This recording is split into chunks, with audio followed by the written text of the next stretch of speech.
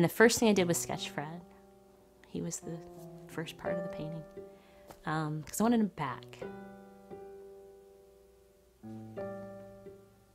And he's back.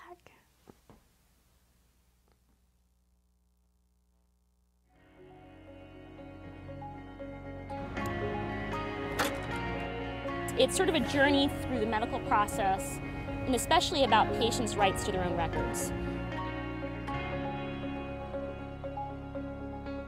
I couldn't believe the system was as bad as it was. This is Regina Holliday. Hi, nice to meet you. I'll let the congresswoman know you're here, okay? It's important, but I'm very afraid of healthcare reform. I'm the kind of person that if you push me, I'm going to push back. Okay, I am very honored to be in front of you once again this year. Medicine X has a very special place within my heart. And I enjoy how many people have supported each other and how many e-patients we have before us. And for me, this is a very, very special time in my life. For 20 years ago, I was being prepared to get married. This would have been the anniversary year for me and my husband. And when we were going to get married, we had almost no money. So we both sold our comic book collections in order to pay for the rings and the wedding. And that was a real hard thing for us because we were complete and utter nerds. And after we did that, I realized I had no money to actually give my husband a gift for our wedding. So I wrote him a poem, and that is what I want to share with you today. This is called The Cleaning of the Brush. There are some who say that life defines art, or that art defines life, and I'll believe the latter, though others may confuse. I have known art in my life and have used it as offhandedly as others use their senses. Sight is not appreciated by those who've always seen. As a child, I felt it blossom outside cookie-cutter drawings. Raw, magnificent, yet undefined, it fluttered impotent, a bird without wings, until I met the brush. Oh, I must have been a child, and it must have been fun, and I must have used tempera, but I really don't remember, not a thing but the brush. To paint without fingers?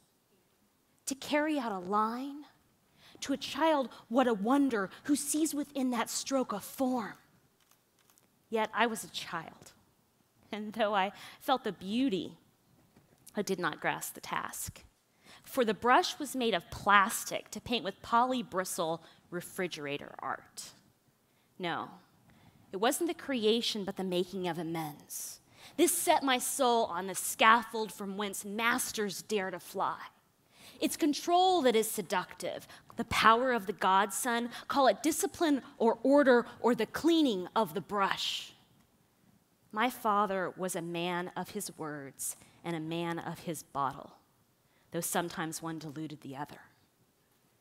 But within my scant good memories digs my father through a dumpster to keep a promise to his girl.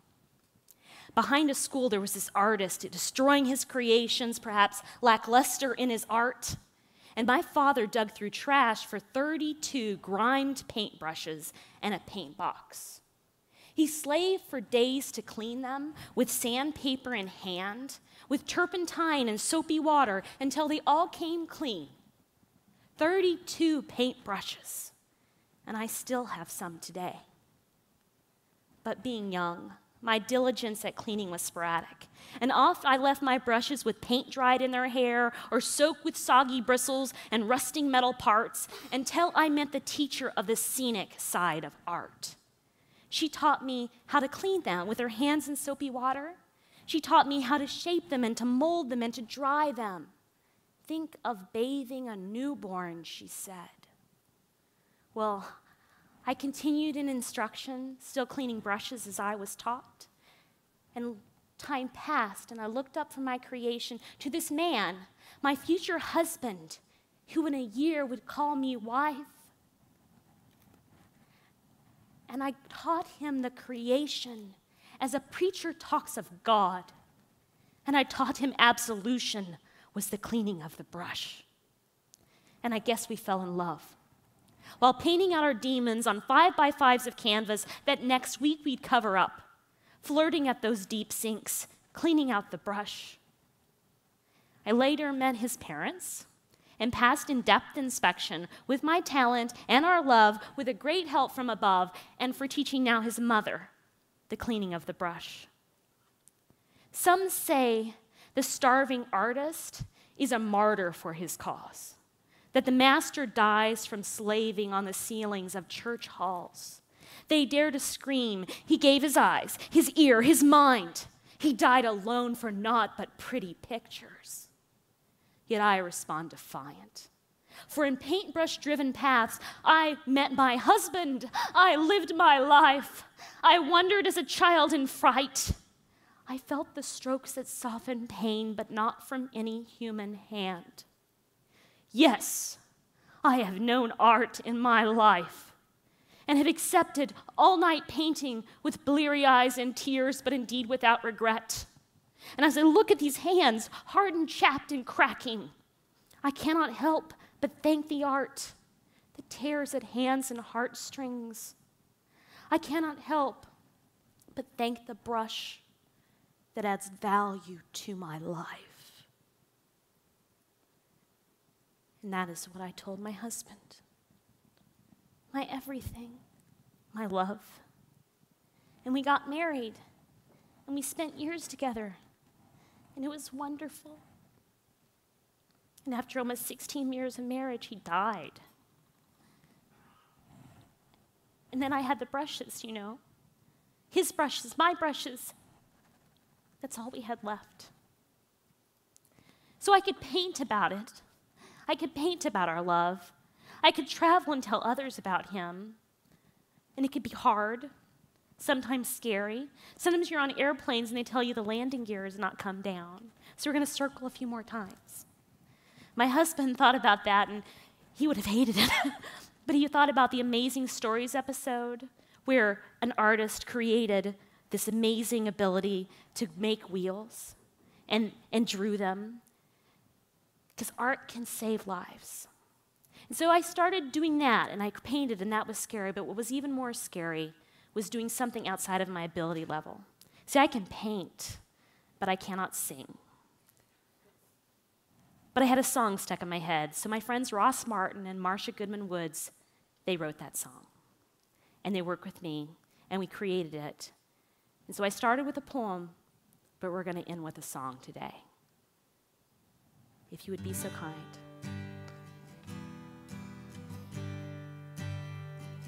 The captain of my ship is sinking, won't make it to the dawn. The captain of my ship is sinking, and yet I travel on. I swore an oath to take this journey, said I'd serve but not obey. The captain of my ship is sinking, and yet I row away. Lean in, I lean into the sorrow. I lean into the pain. I lean into tomorrow. Life will never be the same.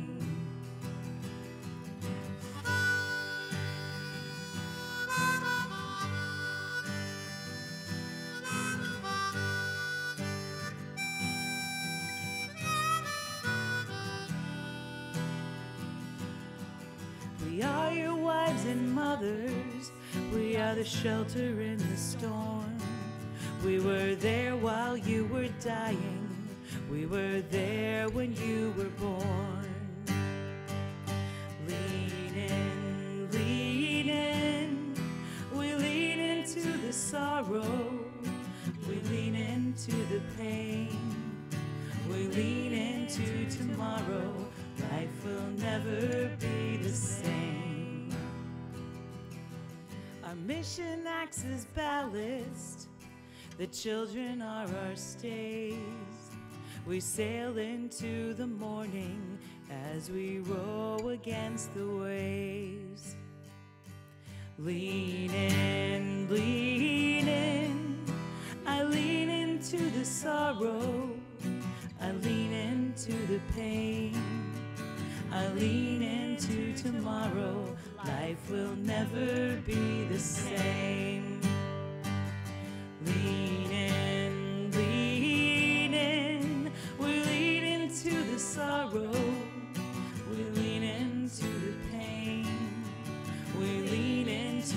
tomorrow, life will never be the same. We lean into tomorrow, life will never be the same. We lean into tomorrow, life will never be the same.